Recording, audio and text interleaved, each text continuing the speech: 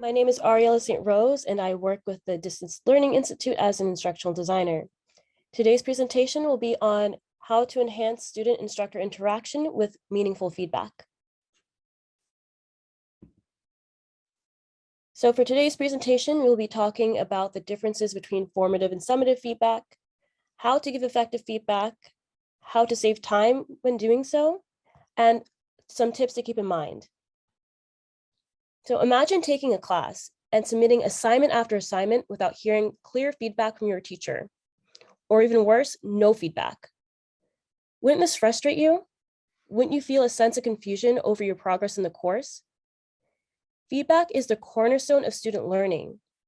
Students rely on the information provided by their teacher to reevaluate their work and improve upon it. So what is feedback? Feedback is the communication of information to the student based on the assessment of a learning task that helps the student reflect on the information, construct self-knowledge relevant to the learning, and set further learning goals. It allows students to monitor their progress, consider alternate learning methods, and discover their learning needs. This helps to give students the tools that they need to improve across their learning journey. So formative and summative feedback. Formative feedback is used to monitor student progress and occurs during the learning process. This feedback style is meant to promote and measure student knowledge and skills. It is ongoing and helps students to understand where they need to improve. Formative feedback can increase student motivation and help students become self-directed learners. An example of formative feedback would be creating smaller assignments that lead up to the big end of semester research paper that students have to write.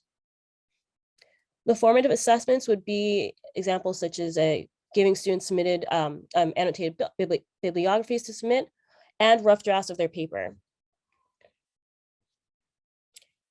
Summative feedback is used to evaluate if students learned what they were supposed to and occurs at the end of the learning lesson. An example of summative feedback would be the final grade of that research paper that they have to write. So how do you give effective feedback? The first tip is to make sure that the feedback you give is constructive. Be mindful of the difference between feedback and criticism. Criticism involves judgment and fault finding, while feedback is meant to be evaluative and corrective. Criticizing a student by telling them that they did something wrong without offering any means to improve only serves to leave the student feeling directionless and confused. An example of criticism coming from a dance teacher would be, your spins are weak. An example of feedback would be, I've noticed that you keep losing your balance when you spin. Make sure that you're tucking in your pelvis, engaging your abdominal muscles, and that you're focusing your eyes on the same spot while you're turning.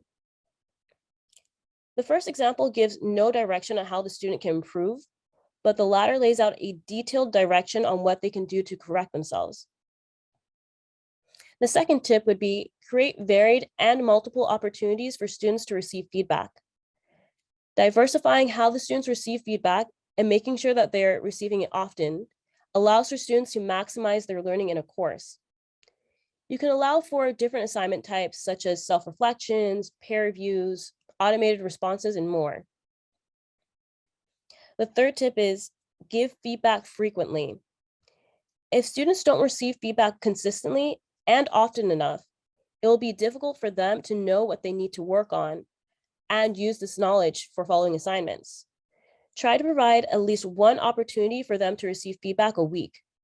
It doesn't have to be a big assignment. It can just be a quiz or a discussion post. The fourth method would be give specific and actionable feedback. Good feedback offers actionable advice for students. So instead of saying you need to work on this, you can say the chorus of the song sounds a little flat. What other key do you think you could play this in to fix this problem? The fifth method is to give balanced feedback. Instead of only focusing on what the student is doing incorrectly, make sure you highlight what he or she is doing well. Reinforce their strengths to balance out their flaws. A good approach for this, which is very common, is the feedback sandwich, which involves corrective feedback sandwiched between positive feedback. And the sixth method is to give timely feedback. Make sure you're giving feedback as soon as possible. You don't want to wait 2 weeks to give them a response on an assignment that they submitted.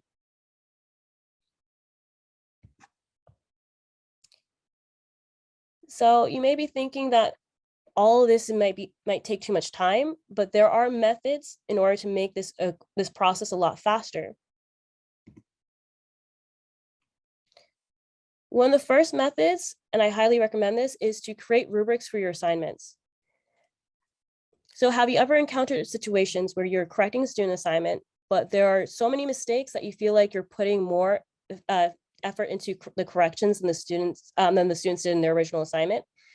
So the amount of grading that can be done is overwhelming and it can be discouraging, but rubrics help to minimize all of these frustrations. They clarify the objectives and standards of an assignment, which leads to fewer student errors. They also help teachers to grade consistently and fairly. Students will have access to the full criteria when completing tasks, which saves you time on writing long summative comments. You also won't have to write the same comments over and over again. You can just refer them to different parts of the rubric. And the best part is once you've built an effective rubric, you can use it for further iterations of courses and assignments. And only small iterations are needed. You can also let students evaluate one another's work. You can have peers review the early drafts of projects that have multiple steps to them. So this activity can help students to develop the professional skills of self-reflection and peer review. And actively participating in feedback is consistent with active learning principles and helps promote critical thinking. Rubrics can be used to guide peer critique as well. And the last method that you can use to save time is to use automated assessments. So using quizzes is an easy way to check students' understanding of the material without having to manually grade each submission. So here are some tips that you can keep in mind when giving feedback. The first one is to use audio and video feedback because it's a great way to personalize your feedback, convey nuance, explain a process, avoid miscommunication by having the ability to convey tone and more. The second tip is to vary the types of feedback that you utilize. There's no perfect universal medium for providing feedback. So you can just use a mixture of rubrics, written comments, annotations, audio, or video. So change what you use to suit the context of the situation, student, and the activity that they are completing. The third tip is that accessibility should be at the forefront. So if you create audio or video feedback, make sure all students can access it by providing transcripts or captions. If you can't do so, you can ask students if they would want written feedback instead of the audio or video feedback.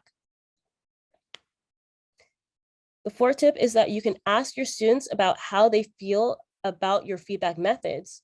And doing this allows for students to have more autonomy of their learning, and you learn which feedback methods work best for them. The fifth tip is to avoid making long videos if you're using video feedback, because it's important to consider the students' time constraints and the bandwidth that they have to download long videos. And a recording that's too long can deter them from watching the recording. So that's just important to keep in mind. The sixth tip is to ask for help when needed. So look at online support forums or ask dedicated staff members to help you learn the tools and adapt them to your course. And the last tip is that your video and audio feedback don't have to be perfect. You waste a lot of time if you try to edit out every mistake or pause that you make.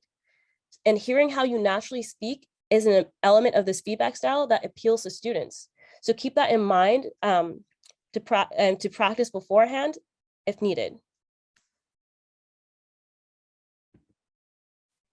So these are the resources that I used for this presentation. I will be sending out this generally to everyone who signed up for the presentation.